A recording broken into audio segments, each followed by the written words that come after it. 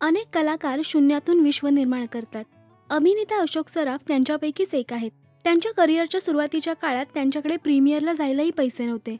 अशोक सराफ यांनी मी बहुरूपी या त्यांच्या पुस्तकात हा प्रसंग सांगितला आहे. पांडोबा पोरगी फसली या सिनेमाच्या वेळची ही आठवण आहे. मी सिनेमाचे हिरो होतो, पण प्रीमियरसाठी पुण्याला जायला माझ्या खिशात दमडीही नव्हती. त्यावेळी टॅक्सी 22 रुपये घ्यायची मुंबईहून पुण्याला जायला.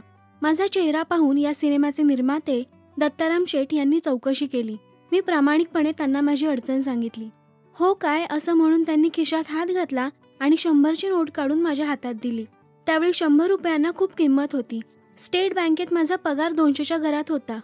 मी दत्ताराम शेठना दिल दरिया असंच म्हणायचो, असं या पुस्तकात मामांनी सांगितलं आहे. त्यावेळी प्रीमियरसाठी पैसे नसणाऱ्या अशोक मामांच्या नावावर आज अनेक उत्तमोत्तम चित्रपट आहेत. अनेक लोक त्यांना आपला आदर्श मानतात. तुम्हाला अशोक सराफांचा कोणता सिनेमा आवडतो आम्हाला कमेंट्समध्ये नक्की सांगा. मराठी सिनेविश्वातील बातम्या, अपडेट्स आणि गॉसिपसाठी सबस्क्राईब करा राजश्री मराठी.